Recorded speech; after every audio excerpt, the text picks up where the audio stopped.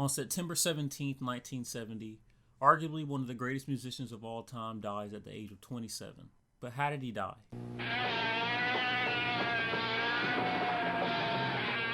If you're much over 30, the odds are you never heard of Jimi Hendrix, or only dimly, perhaps a loud voice on the car radio. But take it for fact, in just the past 4 years, Jimi Hendrix became one of the best-known, highest-paid artists in recording history. An astonishing performer whose on-stage gyrations could make Elvis Presley look like a PE teacher. And it may well be that the story of Jimi Hendrix is a small picture of the overall explosive power and wealth of rock. What is up, everyone? Welcome back to GrayDays TV, and today I'm going to be talking about the death of Jimi Hendrix. Jimi Hendrix was born James Marshall Hendrix on November 27th, 1942 in Seattle, Washington. Jimi took up a fascination with music pretty early on, and his father recalled tripping on a broom in Jimi's room that he had been using as a practice guitar. And Jimi received his first real guitar at the age of 11, and he joined his first band by age 13. Hendrix eventually dropped out of high school and joined the U.S. Army, where he later formed a band called the King Casuals. And after an honorable discharge in 1962, Hendrix started to tour and play with big names like Little Richard, Jackie Wilson, and Wilson Pickett. And one of his most notable performances, which I'm sure you guys have seen as well, even if you didn't listen to Jimi Hendrix or you didn't really know of him until then, I'm sure everyone has seen his famous, or at least heard of his famous Star Spangled Banner, which he performed at Woodstock in 1969. And after his death, he was regarded as one of the most influential guitarists of the 1960s. So during the week before his death, Jimi was dealing with two pending lawsuits, one a paternity case and the other a recording contract dispute that was due to be heard by the UK High Court the following week. And he also wanted to leave his current manager, Mike Jeffrey. Hendrix was also fatigued and suffering from poor health, due in part to severe exhaustion caused by overworking, a chronic lack of sleep, and a persistent illness assumed to be the flu. And on September 11th, 1970, Hendrix gave his final interview in the suite of his Cumberland Hotel in London, where he talked to Keith Altham, a journalist for Record Mirror. And when Altham asked Hendrix, "Do you feel any kind of compulsion to prove yourself as King Guitar?" Hendrix replied, "No, I don't even let that bother me, because they say a lot of things about people that if they let it bother them, they wouldn't even be around today. King Guitar now? Wow, that's a bit heavy." Now, Hendrix spent most of the early afternoon and evening of September 14th discussing his career plans with the record producer Alan Douglas. Later that afternoon, his girlfriend Monica Danneman arrived at the Cumberland, and she and Hendrix then drove to her apartment in the Samarkand Hotel. Now, during the afternoon of that same day, Hendrix was asked by his friend Eric Burden if he wanted to participate in a jam session at Ronnie Scott's Jazz Club with Burden's newly formed band War. Hendrix accepted, but when he arrived at the club that evening, he was out of it, to say the least. Burden commented, "Jimi came down and he was well out of it. He was wobbling too much to play, so I told him to come back the following night." And Hendrix did later return that next night, and by all accounts, he gave a great performance, which was good because that would be the last time Hendrix played guitar in public.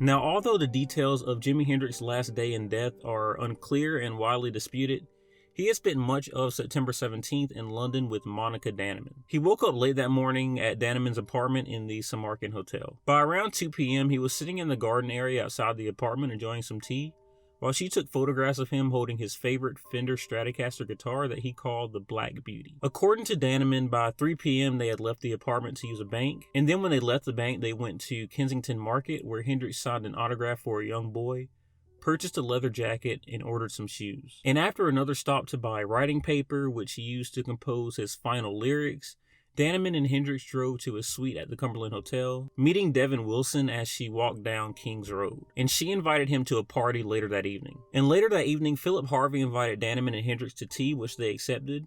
But prior to their arrival at Harvey's, they briefly stopped by the Cumberland. And while at the hotel, Hendrix made several phone calls. Danneman said he phoned his lawyer, Henry Steingerton, asking him to find a way out of his contract with his manager, Mike Jeffrey, and his producer, Eddie Kramer. And after those phone calls, Hendrix and Danneman arrived at Harvey's apartment around 5:30 p.m. There, Hendrix and Danneman smoked and drank tea and wine with Harvey and two of his female companions while discussing their individual careers. But sometime around 10 p.m., Danneman became visibly upset cassette and stormed out of the flat. Hendrix followed her, and an argument ensued between the two, during which Danneman reportedly shouted, "You fucking pig." And Harvey, concerned that their yelling would draw unwanted attention from the police, asked them to quiet down. And after his father's death in 1994, Harvey came out and said that he was mildly concerned for Hendrix's safety after that fight with Danneman, worried that Danneman might resort to some serious physical violence. So after the argument ended, which was about 30 minutes later, Hendrix re-entered the flat and apologized for the outburst before leaving with Danneman at around 10:40 p.m. Danneman said she then prepared a meal for them at her apartment around 11 p.m. and shared a bottle of wine with Hendrix. And sometime after returning to the apartment, Hendrix took a bath, then wrote a poem titled "The Story of Life."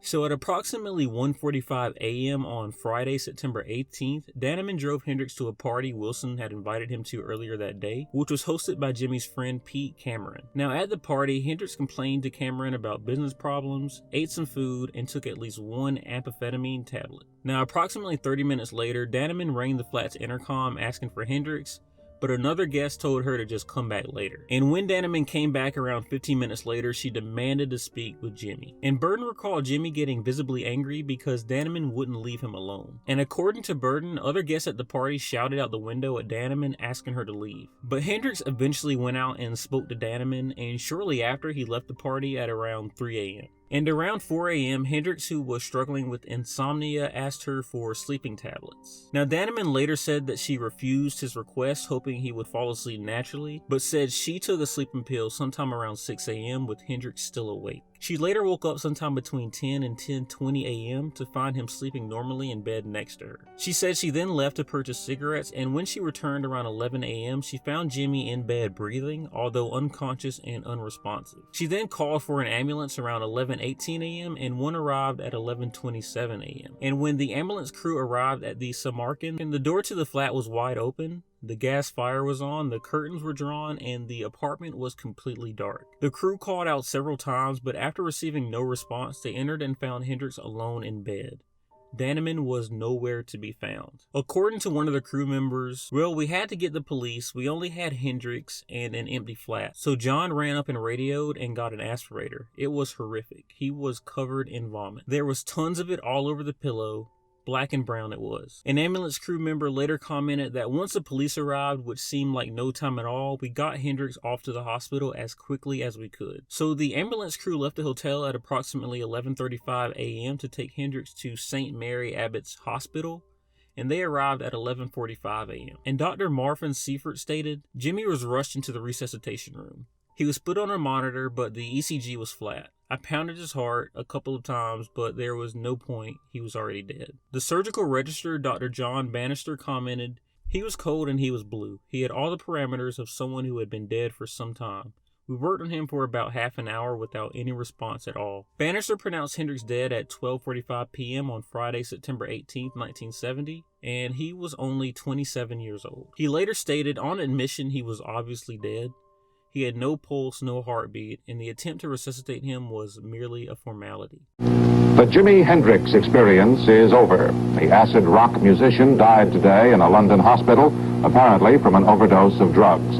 During his short career, Hendrix flailed his electric guitar into some of the most unusual sounds of an unusual music. A report now from ABC's Gregory Jackson. But there is more to the story on what happened that day before the ambulance actually got to the flat. Apparently, during the morning of September 18th, Eric Burden arrived at the Samarkand Hotel before the ambulance crew and found that Hendrix was already dead. Burden then immediately became concerned that police would find drugs at the apartment, and as he was collecting incriminating evidence, he found the poem that Hendrix had written hours earlier, "The Story of Life." And Burden, who said he had previously discussed suicide and death with Hendrix, assumed that this poem was a suicide note. And under those assumptions, he made comments to the press regarding his belief that Hendrix had committed suicide, which he has since recanted. "I made false statements. I simply didn't understand what the situation was. I misread the note. I thought it was a goodbye." And on September 19th, Danneman spoke with a journalist for the German tabloid Bild. During the interview published on September 24th, Danneman stated, "I loved him and Jimmy loved me.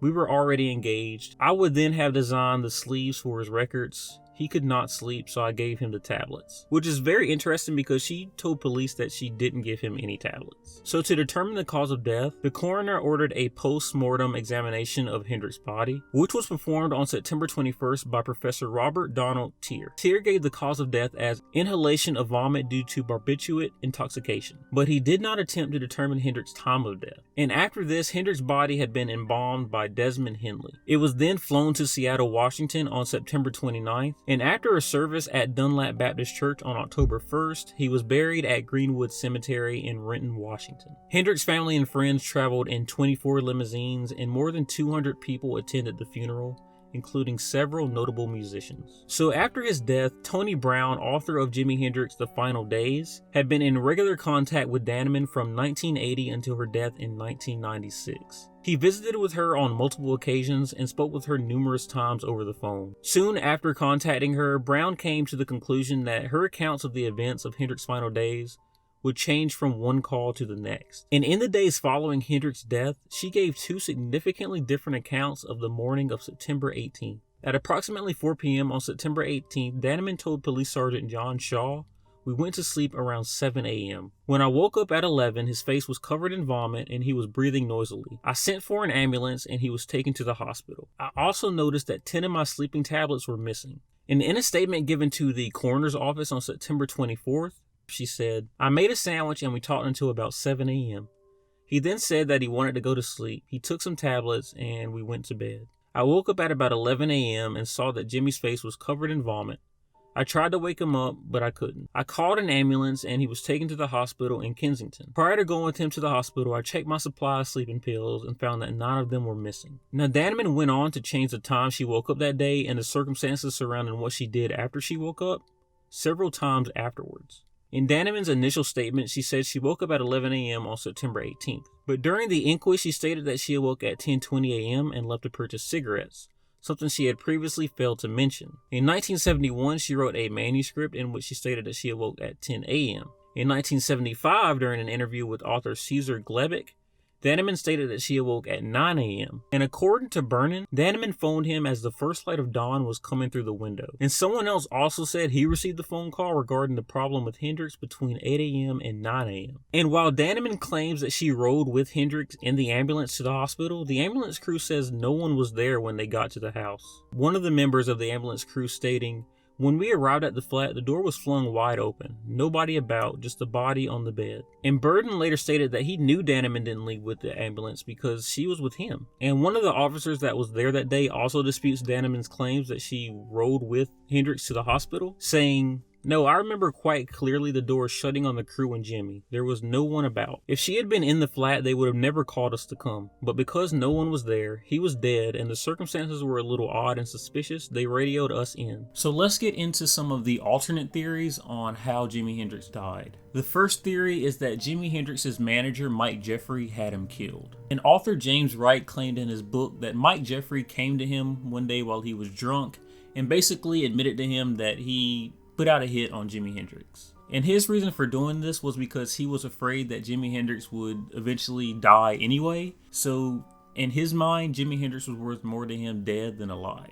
So basically, James Wright believes that Mike Jeffrey had a gang break into the apartment that night and basically pour wine and drugs down Jimi Hendrix's throat, causing him to have an overdose. And this theory was somewhat supported by a statement that the doctor that was on call that day said about Jimi Hendrix. He said the amount of wine that was over him was just extraordinary. Not only was it saturated right through his hair and his shirt, but his lungs and stomach were absolutely full of wine. By all accounts, the doctor basically said that it seemed as though Jimi Hendrix drowned in wine. And what made it even weirder is the fact that when they ran an autopsy, there wasn't even that much alcohol actually in his system. His lungs and stomach and his hair were filled with wine, but as far as the wine that was actually in his system, it didn't add up. So the second theory is that Jimi Hendrix committed suicide. Now, the only evidence that supports this is the fact that some people said that Jimi Hendrix was depressed, and the fact that some people still do believe that the last poem he wrote was a suicide note. Another theory, and the last theory that I'm going to talk about, is that Jimi Hendrix was killed by the FBI. Now this one's a little more far-fetched, but it is like all theories possible. And people believe that Jimi Hendrix was killed by the FBI because of his ties with the Black Panthers and because of his manager Mike Jeffries' ties with the New York mob. But like I said, it is one of the more far-fetched theories. But stuff like that does happen, so you never really know. As far as what I believe, at least initially, I do think that his death was an accident. And what I mean by that is I do think that he took too many drugs and he drank too much alcohol. And at some point, he fell asleep on his back and he drowned in his own vomit. And this is something that's pretty common, and that's why I believe that for the most part, that's probably what happened to him. Now, I do kind of believe that there could have been a chance to save him and that maybe there were some people involved that didn't want to save him.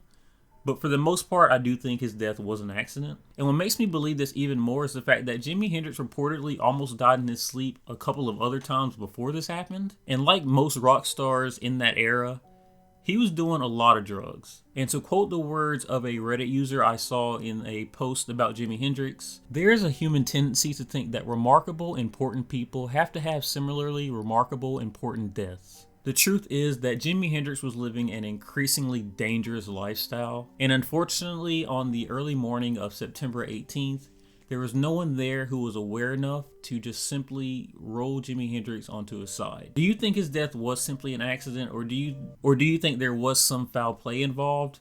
I mean, when you look at Monica Dannemann's accounts of that day, and she is the only witness, it's really hard to understand what exactly happened just because she was so unreliable. But like I said, let me know what you guys think about this. And until next time, I hope you guys continue to have a great day, great week, great month, great year.